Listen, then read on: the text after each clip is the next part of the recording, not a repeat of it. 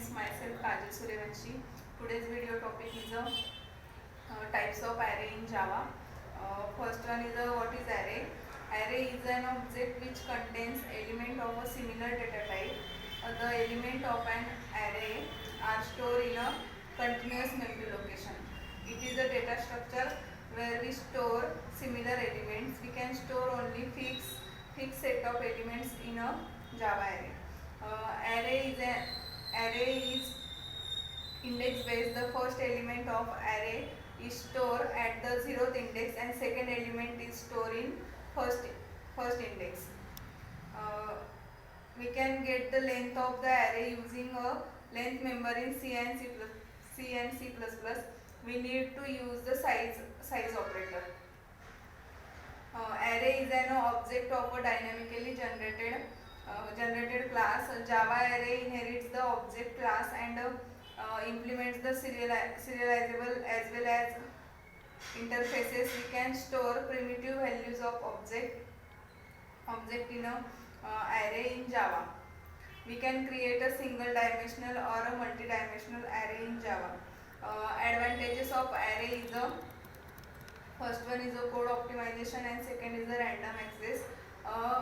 Code optimization, it means it makes the code optimized. We can retrieve or sort the data efficiently. And second is the random access.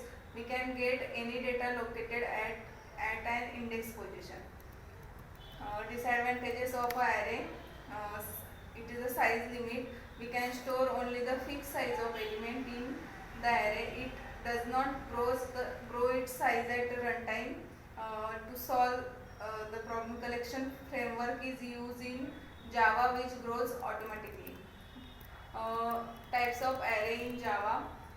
Two types of array. First one is a single dimensional and second is a multi-dimensional array. Single dimensional array, it means one array element in a array. Array define a square bracket.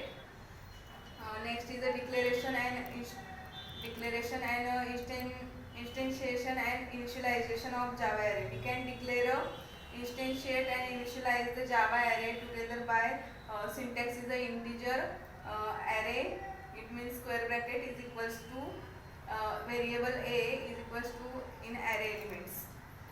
Next is we use a for each loop of Java array. We can also print the Java array using a for each loop. Java for each loop prints the array elements one by one. It holds an array element in a variable, then execute the body of the loop.